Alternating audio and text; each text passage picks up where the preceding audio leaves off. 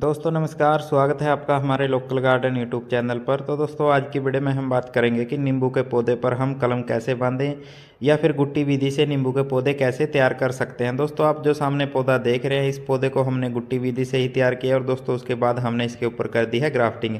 दोस्तों ग्राफ्टिंग करने से ये फ़ायदा होगा कि हमारा ये नींबू का पौधा है और इस नींबू के पौधे पर अगर हम इसको ऐसे ही गुट्टी विधि से तैयार करेंगे तो इसके ऊपर नींबू ही लगेंगे। और अगर आप नर्सरी से पौधा लेकर के आते हैं तो दोस्तों उस पर भी नींबू ही लगेंगे। लेकिन दोस्तों हमारे इस पौधे पर कुछ अलग प्रक्रिया से हमने जो है ग्राफ्टिंग की है। दोस्तों हमारे इस नींबू के पौधे पर एक ही पौधे पर हमें जो है अलग अलग वैरायटी के फल खाने को मिलेंगे। जैसे कि दोस्तों हमारा नींबू का पौधा है तो दोस्तों इस पौधे पर हमें संतरे भी खाने को मिलेंगे और मौसमियाँ भी और दोस्तों स्वीट माल्टा भी। हम चाहे दोस्तों एक ही पौधे पर काफ़ी सारी जो खट्टी वैरायटी हैं उनके जो है फल प्राप्त कर सकते हैं और दोस्तों ये सब संभव है ग्राफ्टिंग विधि से। तो दोस्तों आज की वीडियो में हम आपको ग्राफ्टिंग भी करके दिखाएंगे कि अगर आपके गार्डन में पहले से ही नींबू का पौधा लगा हुआ है, चाहे वो ग्राफ्टेड प्लांट है या फिर वो आपने बीज की मदद से उगा रखा है, तो दोस्तों आप उस पौधे पर ग्राफ्टिंग करके बिल्कुल आसानी से उस पौधे को बिल्कुल नर्सरी जैसा पौधा तैयार कर सकते हैं और एक ही पौधे पर आप अलग अलग वैरायटी के फल प्राप्त कर सकते हैं। दोस्तों पहले भी हमने आपको एक पौधा दिखाया था जो कि ज़मीन में लगा हुआ है और दोस्तों उस पौधे पर हमारे पर 3-4 वैरायटियों का फल एक ही पौधे पर लगते हैं। तो दोस्तों आप भी बिल्कुल आसानी से अपने घर पर ग्राफ्टेड प्लांट तैयार कर सकते हैं। दोस्तों आज हम आपको दो विधि आपको ग्राफ्टिंग की बताएंगे, कैसे आप दो विधि से ग्राफ्टिंग कर सकते हैं।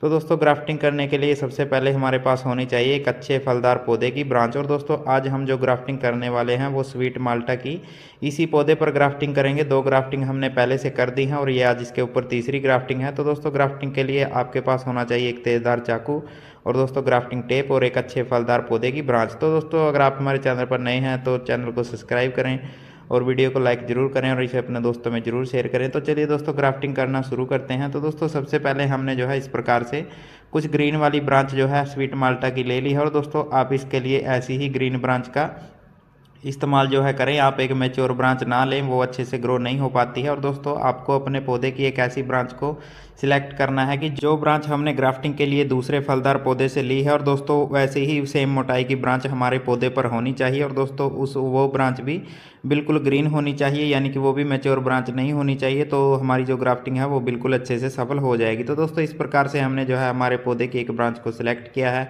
और उस ब्रांच को हम ऊपर से अच्छे से कट कर लेंगे और उसको क्लीन भी कर लेंगे और इस प्रकार से हम उसके अंदर सेंटर में कट लगा देंगे। दोस्तों इस ग्राफ्टिंग को जो है वी ग्राफ्टिंग बोला जाता है और दोस्तों हम सभी प्रकार के पौधों पर ज़्यादातर वी ग्राफ्टिंग करते हैं, चाहे वो आम का पौधा है या फिर वो अनार है, संतरा है, अमरूद है, कोई भी पौधा है। तो दोस्तों वी ग्राफ्टिंग बिल्कुल आसानी से हो जाती है। और दोस्तों आप इस ग्राफ्टिंग करते समय जो आप टूल का इस्तेमाल कर रहे हैं, चाहे आप चाकू का इस्तेमाल कर रहे हैं या फिर आप ब्लेड का इस्तेमाल करें, तो दोस्तों आपका वो टूल जो है बिल्कुल अच्छे से सैनिटाइजर होना चाहिए और बेहतर होगा कि आप ग्राफ्टिंग के लिए एक अलग ही चाकू का या फिर ब्लेड का इस्तेमाल करें। दोस्तों अगर आप एक ही ब्लेड का इस्तेमाल या फिर चाकू का इस्तेमाल करते हैं तो आप उसे पहले अच्छे से सैनिटाइजर जरूर कर लें। दोस्तों काफ़ी सारी ग्राफ्टिंग है जो वो अच्छे से सफल इसलिए नहीं हो पाती हैं कि आप जिस टूल का इस्तेमाल करते हैं वो अच्छे से सैनिटाइजर नहीं होता और दोस्तों कलम के अंदर जो है फंगस लग जाती है और उसी की वजह से हमारी जो ग्राफ्टिंग है वो अच्छे से सफल नहीं हो पाती है। तो दोस्तों आपने देखा कि कैसे हमने फलदार पौधे की जो ब्रांच थी उसको बी शेप में कट कर लिया था और दोस्तों जो हमारा पौधा पहले हमने ज़मीन के अंदर लगा हुआ है या फिर गमले के अंदर लगा हुआ है उसकी ब्रांच के अंदर भी हमने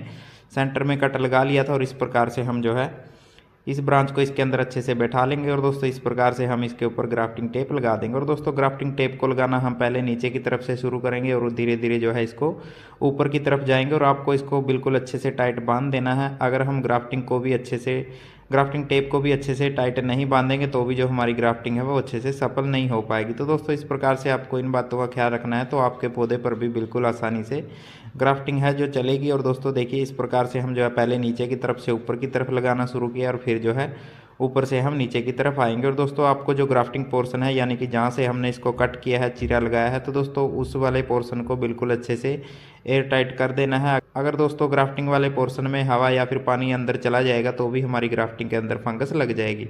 और दोस्तों इस प्रकार से जो है आपको इसको अच्छे से टाइट करके बांध देना है। इस पॉलीथीन को इसके नीचे से निकाल कर ये बिल्कुल आसानी से टाइट हो जाता है।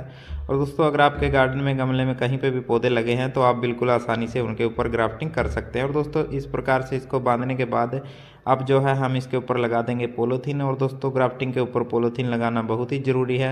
अगर हम इसके ऊपर पॉलीथीन भी नहीं लगाएंगे तो भी हमारी जो ग्राफ्टिंग है वो अच्छे से सफल नहीं हो पाएगी। तो दोस्तों आपको इस प्रकार से एक पारदर्शी पॉलीथीन ले लेना है, यानी कि उसके अंदर से हमें जो है ग्राफ्टिंग वाला पोर्शन है वो दिखना चाहिए कि इसके अंदर नया नया फुटाव आना शुरू हो गया है या फिर नहीं।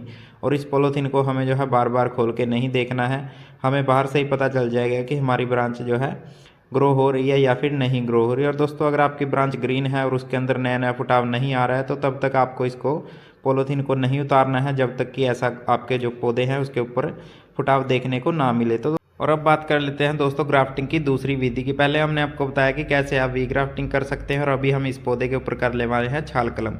तो दोस्तों ये वही पौधा है, आप सामने गुट्टी बंधी हुई देख सकते हैं कि यहीं से वो पौधा हमने कट करके अपने जो है गमले के अंदर लगाया है। और दोस्तों दो ग्राफ्टिंग हमने इसके ऊपर पहले ही से यहीं पर कर दी थी, एक तो संतरे की और दूसरी जो है मौसम्मी की। तो दोस्तों इस प्रकार से आप भी जो है गुट्टी विधि बांध सकते हैं, वो हम आपको वीडियो में आगे बताएंगे कि कैसे आपको गुट्टी विधि से पौधे तैयार करने हैं। तो दोस्तों इस ग्राफ्टिंग के लिए हमें जो है पहले एक मैच्योर अच्छी जो पुरानी ब्रांच है उसको सिलेक्ट करना है और इस प्रकार से उसको कट कर लेना है। और दोस्तों जितनी मोटाई की आप जो है फलदार पौधे की ब्रांच ले रहे हैं उतना ही हमें जो है इसका छिलके को कुछ इस प्रकार से निकाल लेना है। पहले हमने इसके दोनों तरफ जो है कट लगाया और उसके बाद जो है इसको ऐसे जो है चाकू की मदद से हम जो है इसके छिलके को उतार लेंगे। हमें इसके सेंटर में कट नहीं लगाना है। और दोस्तों छिलका जो है मैच्योर ब्रांच का ही इस प्रकार से उतर जाता है। अगर आप जो है ग्रीन ब्रांच का इस्तेमाल करेंगे तो उसका छिलका जो है जल्दी ऊपर से नहीं निकलता है और उसके अंदर भी आपको जो है अच्छे रिजल्ट देखने को नहीं मिलेंगे। तो दोस्तों ये हमारी संतरे की ब्रांच है जो कि हम नींबू के पौधे पर लगा रहे हैं। और दोस्तों इस प्रकार से जो है आपको इसके पहले पत्तों को कट कर लेना है और आपको ग्राफ्टिंग के लिए ज़्यादा बड़ी ब्रांच नहीं लेना है। आपको इस प्रकार से 2 या 1.5 इंच के हाइट में जो है आपको इस ब्रांच को लेना है और इस प्रकार से इसको वी शेप में कट कर लेना है। और दोस्तों आप जो फलदार पौधे की ब्रांच ले रहे हैं वो आप इस प्रकार से जो है ग्रीन ब्रांच का इस्तेमाल करेंगे।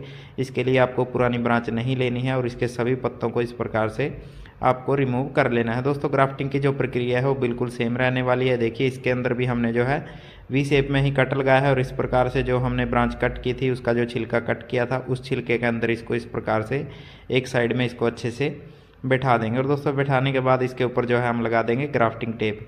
तो दोस्तों इस प्रकार से जो है आप अपने बड़े पौधे पर भी आप ग्राफ्टिंग कर सकते हैं और इन पर जो है अलग अलग वैरायटी के फल भी आप इस प्रकार से प्राप्त कर सकते हैं। दोस्तों आप जो ये पौधा देख रहे हैं सामने नींबू का, हमारे इसी पौधे पर हमने इसकी पहले यह वीडियो अपलोड की थी कि एक ही पौधे पर जो है अलग अलग वैरायटी के हमें फल खाने को मिलते हैं। इस पौधे पर दोस्तों 4 प्रकार के जो है फल हमारे पौधे पर लगते हैं। तो दोस्तों इस प्रकार से जो है छिलके के अंदर ही हमने जो है इस ब्रांच को अच्छे से बैठा लिया था और उसके बाद जो है हम इसके ऊपर ग्राफ्टिंग टेप इस प्रकार से लगा देंगे। और दोस्तों आप चाहे तो इस ब्रांच को इसी ग्राफ्टिंग टेप की मदद से भी इसको कवर कर सकते हैं और आप चाहे तो इसके जो है ऊपर पॉलीथीन भी आप लगा सकते हैं। अब इस ब्रांच के ऊपर दोस्तों हमें पॉलीथीन लगाने की ज़रूरत नहीं पड़ेगी क्योंकि हमने जो है ग्राफ्टिंग टेप की मदद से ही इस ब्रांच को कवर कर दिया है और ना ही अभी इसके अंदर हवा लगेगी और ना ही इसके अंदर पानी जाएगा। तो दोस्तों आप इस प्रकार से भी जो है इसको बिना पॉलीथीन के भी आप अपनी ब्रांच को कवर कर सकते हैं।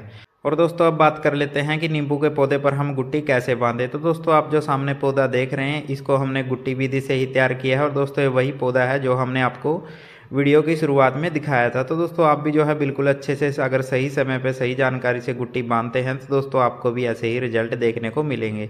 तो दोस्तों सबसे पहले आपको गुट्टी बांधने के लिए आपको अपने पौधे पर एक ऐसी ब्रांच का सिलेक्शन करना है कि जो एक अच्छी खासी मोटाई की ब्रांच हो, यानी कि उसकी मोटाई जो है पेंसिल के आकार से ज़्यादा ही होनी चाहिए और वो एक मैच्योर ब्रांच होनी चाहिए। अगर आप एक ग्रीन ब्रांच के ऊपर अपनी गुट्टी बांधते हैं तो आपकी जो गुट्टी है उसके अंदर जड़ें नहीं आएंगी। तो दोस्तों आपको इस बात का ख्याल रखना है कि जो आपकी जो ब्रांच है वो पुरानी होनी चाहिए।